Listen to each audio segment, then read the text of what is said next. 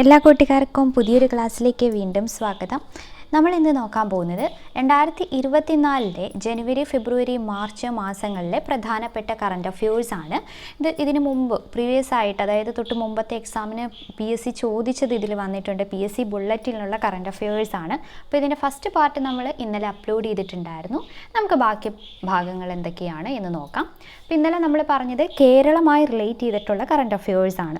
ഇന്നും നമ്മൾ കേരളമായി റിലേറ്റ് ചെയ്തിട്ടുള്ളതാണ് ഈ ഒരു പാർട്ടിൽ ഉൾപ്പെടുത്തുന്നത്. ഓക്കെ, അപ്പോൾ കൂടുതലൊന്നും പറയുന്നില്ല. നമ്മുടെ ചാനൽ ആദ്യമായിട്ട് കാണുന്നവരുണ്ടെങ്കിൽ തീർച്ചയായും സബ്സ്ക്രൈബ് ചെയ്യുക. വീഡിയോ ഇഷ്ടമാവുകയാണെങ്കിൽ ലൈക്ക് ചെയ്യുകയും കമൻറ്റ് ചെയ്യുകയും ചെയ്യുക.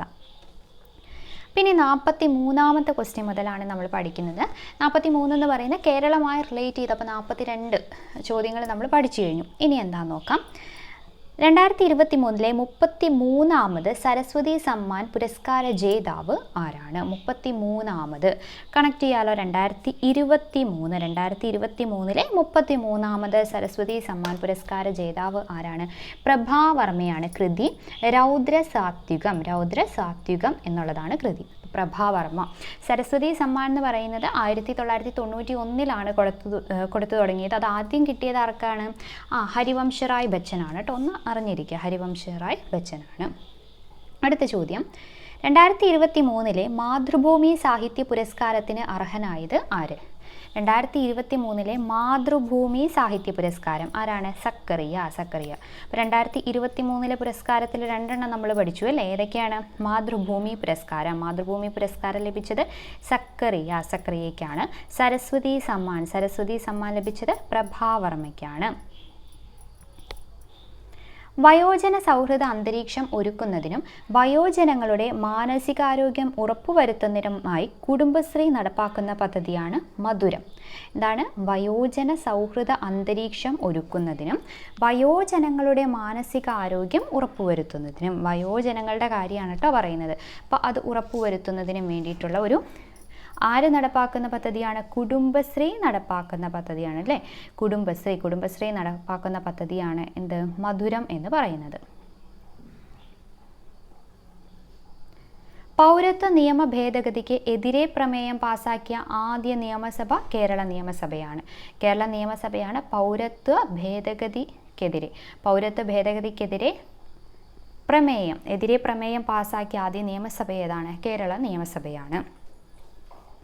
സംസ്ഥാനത്തെ ആരോഗ്യ പ്രവർത്തകരുടെയും രോഗികളുടെയും ആശുപത്രിയുടെയും സുരക്ഷിതത്വം ഉറപ്പാക്കാനുള്ള കോഡ് ഗ്രേ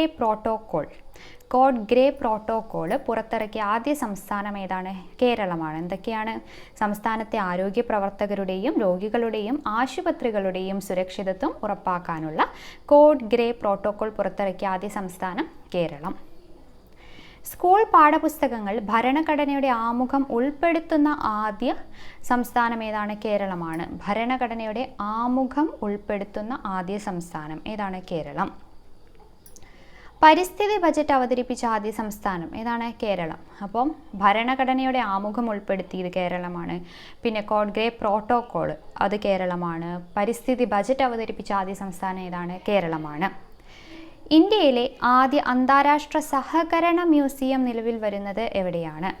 അന്താരാഷ്ട്ര സഹകരണ മ്യൂസിയമാണ് പറയുന്നത്. അന്താരാഷ്ട്ര സഹകരണ മ്യൂസിയം എവിടെയാണ്? കോഴിക്കോടാണ് കേട്ടോ. ഇന്ത്യയിലെ ആദ്യ അന്താരാഷ്ട്ര സഹകരണ മ്യൂസിയം നിലവിൽ വരുന്നത് കോഴിക്കോട്. കേരളത്തിൽ മുഖ്യമന്ത്രി പദത്തിൽ ഏറ്റവും കൂടുതൽ കാലം തുടർച്ചയായി അധികാരത്തിലിരുന്ന മുഖ്യമന്ത്രിയാണ് പിണറായി വിജയൻ. കേരളത്തിൽ മുഖ്യമന്ത്രി പദത്തിൽ ഏറ്റവും കൂടുതൽ കാലം തുടർച്ചയായി അധികാരത്തിലിരുന്ന മുഖ്യമന്ത്രി ആരാണ്? പിണറായി വിജയനാണ്. ഇന്ത്യയിലെ ആദ്യ അന്താരാഷ്ട്ര സഹകരണ മ്യൂസിയം എവിടെയാണ്? കോഴിക്കോട്. അടുത്ത ചോദ്യം, ബെന്യാമിൻ്റെ ആടുജീവിതം എന്ന നോവൽ ആസ്പദമാക്കി പുറത്തിറക്കിയ ആടുജീവിതം എന്ന സിനിമയുടെ സംവിധായകൻ ആരാണ്? ബ്ലെസ്സിയാണ് അല്ലേ? ആടുജീവിതം ബെന്യാമിൻ്റെയാണ്. പിന്നെ ബെന്യാമിൻ ബ്ലെസ്സി കിട്ടുമല്ലോ. ആടുജീവിതം എന്ന സിനിമയിൽ നജീബ് എന്ന കഥാപാത്രത്തെ അവതരിപ്പിച്ചത് ആരാണ്? പൃഥ്വിരാജാണ്. അടുത്ത ചോദ്യം നോക്കാം. ഫൻഡാസ് പോർട്ടോ രാജ്യാന്തര ചലച്ചിത്രമേളയിൽ, അതായത് പോർച്ചുഗലിൻ്റെ ചലച്ചിത്രമേളയിൽ മികച്ച നടനായി തിരഞ്ഞെടുക്കപ്പെട്ട മലയാള നടനാരാണ് എന്നാണ് ചോദിച്ചിരിക്കുന്നത്. ആരാണ്? ടൊവിനോ തോമസ് ആണ്. അദൃശ്യജാലകങ്ങൾ എന്ന ചിത്രത്തിന് വേണ്ടിയിട്ടാട്ടോ. ടൊവിനോ തോമസ് ആണ്. ഫാന്റാസ്പോർട്ടോ രാജ്യാന്തര ചലച്ചിത്രമേളയിൽ മികച്ച നടനായി തിരഞ്ഞെടുക്കപ്പെട്ട മലയാള നടനാണ് ടൊവിനോ തോമസ്.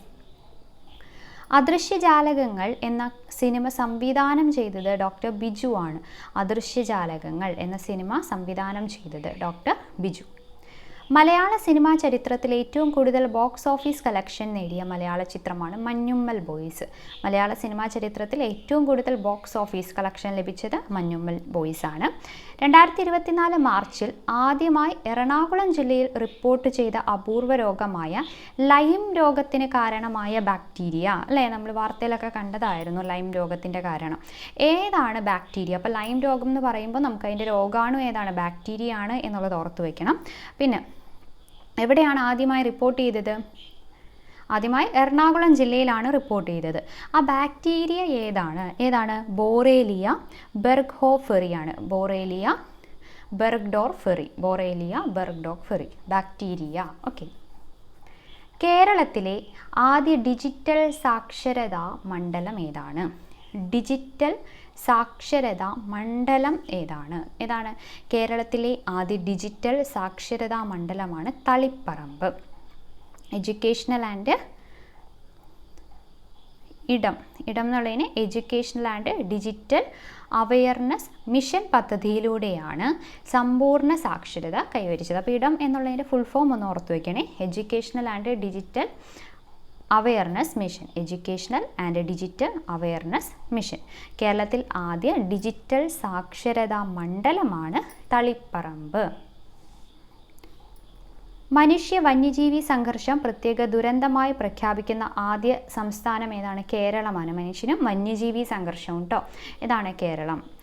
മലയാളിയായ മനോജ് ചാക്കോയുടെ നേതൃത്വത്തിൽ ആരംഭിച്ച വിമാന കമ്പനി ഏതാണ്? ഫ്ലൈ 91 ആണ്. മലയാളിയായ മനോജ് ചാക്കോയുടെ നേതൃത്വത്തിൽ ആരംഭിച്ച വിമാന കമ്പനി ഏതാണ്? ഫ്ലൈ 91. ജലാഭിവൃദ്ധി പദ്ധതിയുടെ ഭാഗമായി കേന്ദ്ര സർക്കാർ തിരഞ്ഞെടുത്ത 6 നദികളിൽ കേരളത്തിൽ നിന്നുള്ള നദി ഏതാണ്? പെരിയാറാണ് കേട്ടോ.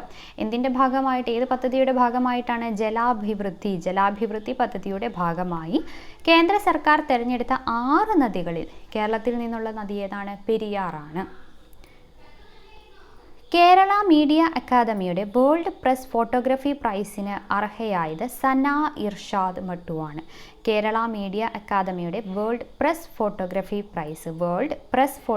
പ്രൈസിന് ഏതാണ്? സന ഇർഷാദ് മട്ടു.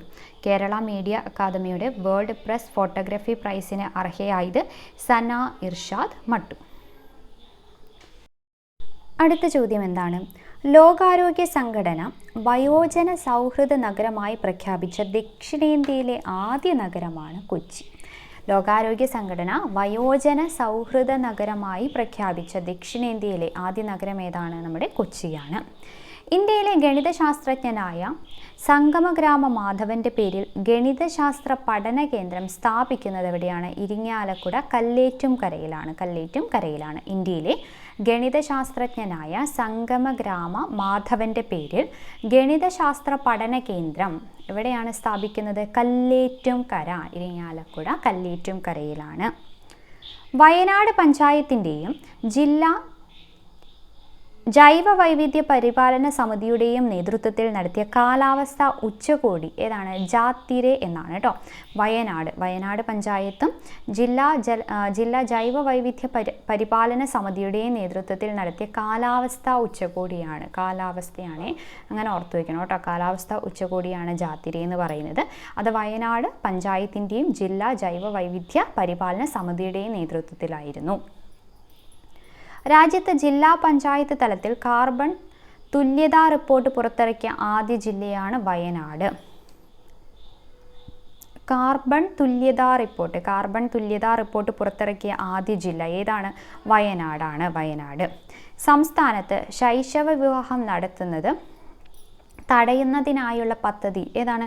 പൊൻവാക്ക് അല്ലേ? പൊൻവാക്ക് എന്നുള്ളത് ശൈശവ വിവാഹം നടത്തുന്നത് തടയുന്നതിനായിട്ടുള്ള പദ്ധതിയാണിത് പൊൻവാക്ക് എന്ന് പറയുന്നത്.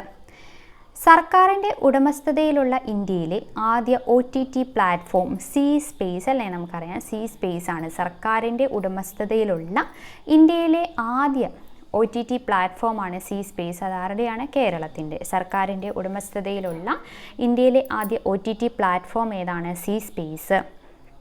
പൊൻവാക്കെന്ന് പറയുന്നത് എന്തായിരുന്നു? ശൈശവ വിവാഹം നടത്തുന്നത് തടയുന്നതിനായിട്ടുള്ള പദ്ധതിയാണ് പൊൻവാക്ക്. ശൈശവ വിവാഹം നടത്തുന്നത് തടയുന്നതിനായിട്ടുള്ള പദ്ധതിയാണ് ഇത് പൊൻവാക്ക്. സംസ്ഥാന നിയമവകുപ്പ് പോക്സോ നിയമത്തെക്കുറിച്ച് നിർമ്മിച്ച ഹ്രസ്വചിത്രമാണ് മാറ്റൊലി. എന്തായിട്ട്? പോക്സോ നിയമത്തെക്കുറിച്ച് നിർമ്മിച്ച ഒരു ഹ്രസ്വചിത്രമാണ് മാറ്റൊലി എന്ന് പറയുന്നത്. ആരാണ്? സംസ്ഥാന നിയമവകുപ്പിൻ്റെ കീഴിലാണ് കേട്ടോ. സംസ്ഥാന നിയമവകുപ്പ് പോക്സോ നിയമത്തെക്കുറിച്ച് നിർമ്മിച്ച ഹ്രസ്വചിത്രം മാറ്റൊലി. ബ്രഹ്മപുരം മാലിന്യ പ്ലാന്റ് പ്രമേയമാക്കി അനിൽ തോമസ് സംവിധാനം ചെയ്ത സിനിമയാണ് ഇതുവരെ. അനിൽ തോമസ്. ബ്രഹ്മപുരം മാലിന്യ പ്ലാന്റ് പ്രമേയമാക്കി അനിൽ തോമസ് സംവിധാനം ചെയ്ത സിനിമ ഏതാണ്? ഇതുവരെ. അയ്യങ്കാളിയുടെ ജീവിതം പ്രമേയമാക്കി നിർമ്മിക്കുന്ന ചലച്ചിത്രമാണ് കതിരവൻ എന്ന് പറയുന്നത് കേട്ടോ. അരുൺ രാജനാണ് സംവിധാനം. അയ്യങ്കാളിയുടെ ജീവിതം പ്രമേയമാക്കി നിർമ്മിക്കുന്നതാണ് കതിരവൻ. 200 കോടി ഗ്രോസ് കളക്ഷൻ നേടുന്ന ആദ്യ മലയാള ചിത്രം നമ്മൾ ആദ്യമേ കണ്ടു അല്ലേ? മഞ്ഞുമ്മൽ ബോയ്സ് ആണ്. 200 കോടി ഗ്രോസ് കളക്ഷൻ നേടുന്ന ആദ്യ മലയാള ചിത്രമാണ് മഞ്ഞുമ്മൽ ബോയ്സ്. ലോൺലി പ്ലാനറ്റിൻ്റെ ബീച്ച് ഗൈഡ് ബുക്ക് തിരഞ്ഞെടുത്ത ലോകത്തിലെ ഏറ്റവും മനോഹരമായ 100 ബീച്ചുകളുടെ പട്ടികയിൽ കേരളത്തിൽ നിന്നും തിരഞ്ഞെടുത്തത് പാപനാശം ബീച്ചാണ്. വർക്കലയിലെ പാപനാശം ബീച്ചാണ്. ക്വസ്റ്റ്യൻ ഒന്നുകൂടി ശ്രദ്ധിച്ചേ. ലോൺലി പ്ലാനറ്റിൻ്റെ ബീച്ച് ഗൈഡ് ബുക്ക് തിരഞ്ഞെടുത്ത ലോകത്തിലെ ഏറ്റവും മനോഹരമായ 100 ബീച്ചുകളുടെ പട്ടികയിൽ കേരളത്തിൽ നിന്നും തിരഞ്ഞെടുക്കപ്പെട്ടതാണ് പാപനാശം ബീച്ച്. ഗുരുവായൂർ ദേവസ്വത്തിൻ്റെ ജ്ഞാനപ്പാന പുരസ്കാര ജേതാവ് ആയ പ്രശസ്ത കവിയാണ് രാധാകൃഷ്ണൻ കാക്കശ്ശേരി. ഗുരുവായൂർ ദേവസ്വത്തിൻ്റെ ജ്ഞാനപ്പാന പുരസ്കാര ജേതാവ്. 2024 ഹരിവരാസനം പുരസ്കാരം നേടിയ തമിഴ് പിന്നണി ഗായകൻ ആരാണ്? വീരമണിദാസനാണ് കേട്ടോ. PK വീരമണിദാസൻ. അങ്ങനെ തന്നെ പഠിക്കണേ. PK വീരമണിദാസനാണ് ഹരിവരാസനം 2024 കേട്ടോ. 2024 ഹരിവരാസന പുരസ്കാരം നേടിയ തമിഴ് പിന്നണി ഗായകനാണ് PK വീരമണിദാസൻ. പത്മശ്രീ പുരസ്കാരം ലഭിച്ച ആദ്യ തെയ്യം കലാകാരൻ EP നാരായണൻ പെരുവണ്ണാനാണ്. പത്മശ്രീ പുരസ്കാരം ലഭിച്ച ആദ്യ തെയ്യം കലാകാരനാണ് EP നാരായണൻ പെരുവണ്ണാൻ. കേന്ദ്ര സാഹിത്യ അക്കാദമിയുടെ 2023 പരിഭാഷാ പുരസ്കാരങ്ങളിൽ മലയാള വിഭാഗത്തിൽ പുരസ്കാരം നേടിയത് ഡോക്ടർ PK രാധാമണിയാണ്. എന്തായിരുന്നു ചോദ്യം?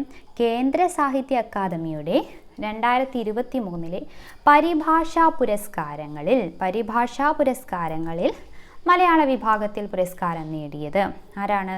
Doctor PK രാധാമണിയാണ്. അക്ഷരോം കി സായ് എന്ന പുസ്തകം അക്ഷരങ്ങളുടെ നിഴലിൽ എന്ന പേരിൽ പരിഭാഷപ്പെടുത്തിയതിനാണ് പുരസ്കാരം ലഭിച്ചത് കേട്ടോ. അക്ഷരങ്ങളുടെ നിഴലിൽ.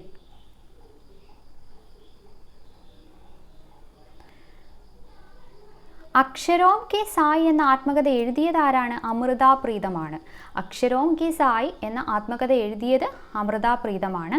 അത് പരിഭാഷപ്പെടുത്തിയതിനാണ് ആർക്ക് ഇത് ലഭിച്ചത്? Doctor PK Radhamani. അക്ഷരങ്ങളുടെ നിഴലിൽ എന്ന പേരിൽ പരിഭാഷപ്പെടുത്തിയതിന്. കേന്ദ്ര സാഹിത്യ അക്കാദമിയുടെ 2023 പരിഭാഷാ പുരസ്കാരങ്ങളിൽ കന്നഡ വിഭാഗത്തിൽ പുരസ്കാരം ലഭിച്ച മലയാളിയാണ് KK ഗംഗാധരൻ. ഗംഗാധരൻ കേട്ടോ. കന്നഡ വിഭാഗത്തിൽ മലയാളത്തിലെ വിവിധ എഴുത്തുകാരുടെ കഥകൾ മലയാളം കഥകളു എന്ന പേരിൽ കന്നഡയിലേക്ക് പരിഭാഷപ്പെടുത്തിയതിനാണ്. അപ്പോൾ കന്നഡ KK ഗംഗാധരൻ. 2024 ഭാരതരത്ന മരണാനന്തരമായിട്ട് ബഹുമതിയായി ലഭിച്ച മലയാളിയാണ് MS സ്വാമിനാഥൻ. MS സ്വാമിനാഥൻ നമുക്കറിയാം ഈ അടുത്തിടെ മരിച്ചതുകൊണ്ട് തന്നെ ഇമ്പോർട്ടൻ്റ് ആണ്. എല്ലാ കാര്യങ്ങളും നോക്കി പഠിച്ചിട്ട് വേണം പോകാനായിട്ട്. 62ാമത് സംസ്ഥാന സ്കൂൾ കലോത്സവത്തിൽ കിരീടം നേടിയത് ഏത് ജില്ലയാണ്? കണ്ണൂർ ജില്ലയാണ്. 62ാമത് സംസ്ഥാന സ്കൂൾ കലോത്സവത്തിൽ കിരീടം നേടിയത് കണ്ണൂർ. വേദി എവിടെയായിരുന്നു? വേദി കൊല്ലം ജില്ലയിലായിരുന്നു. കൊല്ലമായിരുന്നു. കേരള സർക്കാർ നൽകുന്ന രാജാ രവിവർമ്മ പുരസ്കാരം 2024 ലഭിച്ച ചിത്രകാരനാണ് സുരേന്ദ്രൻ നായർ. 2024 രാജാ രവിവർമ്മ പുരസ്കാരം ലഭിച്ചത് സുരേന്ദ്രൻ നായർക്കാണ്. ഗുരുവായൂരപ്പൻ ട്രസ്റ്റിൻ്റെ 53ാമത് ഓടക്കുഴൽ പുരസ്കാര ജേതാവ് PN ഗോപികൃഷ്ണനാണ്. PN ഗോപികൃഷ്ണൻ. കവിതാ സമാഹാരം ഏതാണ്? കവിത മാംസഭോജിയാണ് എന്ന കവിതാ സമാഹാരത്തിനാണ് PN ഗോപികൃഷ്ണന് 53ാമത് ഓടക്കുഴൽ പുരസ്കാരം ലഭിച്ചത്. 53ാമത് ഓടക്കുഴൽ പുരസ്കാരമാണ് ലഭിച്ചത് കേട്ടോ. PN ഗോപികൃഷ്ണൻ. തകഴി സ്മാരക സമിതി ഏർപ്പെടുത്തിയ തകഴി സാഹിത്യ പുരസ്കാരത്തിന് അർഹനായത് MK സാനുവാണ്. MK സാനു. തകഴി സ്മാരക പുരസ്കാരം MK സാനു. കേരള സംസ്ഥാന സർക്കാർ നൽകുന്ന 2021 സ്വാതി സംഗീത പുരസ്കാരം ലഭിച്ച പ്രമുഖ കർണാടക സംഗീതജ്ഞനാണ് PR കുമാര കേരളവർമ്മ. PR കുമാര കേരളവർമ്മ. കേരള സംസ്ഥാന സർക്കാർ നൽകുന്ന 2023 സ്വാതി സംഗീത പുരസ്കാരം ലഭിച്ച പ്രമുഖ കർണാടക സംഗീതജ്ഞനാണ് PR കുമാര കേരളവർമ്മ. ഇനി എന്താണ്? മലയാറ്റൂർ ട്രസ്റ്റ് ഏർപ്പെടുത്തിയ 17ാമത് മലയാറ്റൂർ പുരസ്കാരം ലഭിച്ചത് സാറാ ജോസഫിനാണ്. ശ്രദ്ധിക്കണം, സാറാ ജോസഫാണ്. നോവൽ ഏതാണ്? എസ്തർ. എസ്തർ എന്ന നോവൽ ആരുടേതാണ്? സാറാ ജോസഫിൻ്റേതാണ്. മലയാറ്റൂർ ട്രസ്റ്റ് ഏർപ്പെടുത്തിയ 17ാമത് മലയാറ്റൂർ പുരസ്കാരം ലഭിച്ചത് സാറാ ജോസഫ്. മോഹൻലാൽ അഭിനയ കലയുടെ ഇതിഹാസം എന്ന പുസ്തകം എഴുതിയത് ആരാണ്? Professor MK സാനുവാണ്. MK സാനുവാണ് കേട്ടോ. എന്തെഴുതിയത്? മോഹൻലാൽ അഭിനയ കലയുടെ ഇതിഹാസം. അഭിനയ കലയുടെ ഇതിഹാസം. അതും ആരാണ്? Professor MK സാനുവാണ്. സമഗ്ര സംഭാവനയ്ക്കുള്ള ദേശാഭിമാനി പുരസ്കാര ജേതാവ് M മുകുന്ദൻ. ദേശാഭിമാനി പുരസ്കാര ജേതാവ് ആരാണ്? M മുകുന്ദനാണ്. M Mukundan. Deshabhimani M Mukundan. PSLV C57 electronics മൊഡ്യൂളുകളുടെ വിതരണക്കാരായ കേരളത്തിലെ പൊതുമേഖലാ സ്ഥാപനമാണ് കെൽട്രോൺ. ഏതാണ്? PSLV C57. PSLV C57 electronics മൊഡ്യൂളുകളുടെ വിതരണക്കാരായ കേരളത്തിലെ പൊതുമേഖലാ സ്ഥാപനമാണ് ഏത്? കെൽട്രോൺ എന്ന് പറയുന്നത്. കെൽട്രോൺ. വംശനാശത്തിൻ്റെ വക്കിലുള്ള മാധിക ഭാഷ സംസാരിക്കുന്ന കണ്ണൂർ ജില്ലയിലെ സമുദായം ഏതാണ്? ചക്കാലിയാണ് കേട്ടോ. ചക്കാലിയ. അവരുടെ ഭാഷ ഏതാണ്? മാധിക ഭാഷ സംസാരിക്കുന്നവർ. എവിടെയാണിത്? കണ്ണൂർ ജില്ലയിൽ കേട്ടോ. കണ്ണൂർ ജില്ലയിൽ ചക്കാലിയ എന്ന് പറയുന്ന സമുദായത്തിലുള്ളവരാണ്. അപ്പോൾ അവരുടെ ഭാഷ എന്ന് പറയുന്നത് ഇപ്പോൾ വംശനാശത്തിൻ്റെ വക്കിലാണ്. മാധിക എന്ന് പറയുന്ന ഭാഷയാണ്. ചക്കാലിയ. കണ്ണൂർ ചക്കാലിയ മാധിക ഭാഷ. കേരളത്തിലെ ഏറ്റവും കൂടുതൽ വോട്ടർമാരുള്ള ജില്ല മലപ്പുറം. കേരളത്തിൻ്റെ മുഖ്യ വിവരാവകാശ കമ്മീഷണറാണ് ആര്? വി ഹരിനായരാണ്. കേരളത്തിൻ്റെ മുഖ്യ വിവരാവകാശ കമ്മീഷണർ ആരാണ്? വി ഹരിനായരാണ് കേരളത്തിൻ്റെ. അങ്ങനെയാണ് ഇന്ത്യയുടെ മുഖ്യ വിവരാവകാശ കമ്മീഷണർ ആരാണ്? ഇത് ഹരിനായരാണ്. വി ഹരിനായർ. നിങ്ങളൊന്ന് കമൻറ്റ് ചെയ്യുക. ഇന്ത്യയുടെ മുഖ്യ വിവരാവകാശ കമ്മീഷണർ ആരാണ്? കേരളത്തിൻ്റെ മുഖ്യ വിവരാവകാശ കമ്മീഷണർ വി ഹരിനായരാണ്. മികച്ച നവാഗത പാർലമെന്റേറിയന് നൽകുന്ന 2023 ലോക്മത് പുരസ്കാരം ലഭിച്ചത് ജോൺ ബ്രിട്ടാസിനാണ്. ഏത് പുരസ്കാരമാണ്? ലോക്മത്. 2023 ലോക്മത് പുരസ്കാരം ലഭിച്ചത് ജോൺ ബ്രിട്ടാസിനാണ്. നവാഗത പാർലമെന്റേറിയന് നൽകുന്ന പുരസ്കാരം. മലയാറ്റൂർ ട്രസ്റ്റിൻ്റെ യുവ എഴുത്തുകാർക്കുള്ള പുരസ്കാരത്തിന് അർഹമായ രജനി സുരേഷിൻ്റെ കൃതിയാണ് വള്ളുവനാടൻ വിഷുക്കുടുക്ക എന്ന് പറയുന്നത് ആരുടെയാണ്? രജനി സുരേഷിൻ്റെ കൃതിയാണ്. മലയാറ്റൂർ ട്രസ്റ്റിൻ്റെ യുവ എഴുത്തുകാർക്കുള്ള പുരസ്കാരത്തിന് അർഹയായ കൃതിയാണ് വള്ളുവനാടൻ വിഷുക്കുടുക്ക. അപ്പോൾ ഇത്രയുമാണ് കേരളമായി റിലേറ്റ് ചെയ്തിട്ടുള്ള പ്രധാനപ്പെട്ട കാര്യങ്ങൾ. നമുക്ക് അടുത്ത ക്ലാസ്സിൽ ഇതുപോലെ ഇന്ത്യയുമായി റിലേറ്റ് ചെയ്തിട്ടുള്ള ഏറ്റവും പ്രധാനപ്പെട്ട പുതിയ കറണ്ട് അഫയേഴ്സ് നോക്കാം.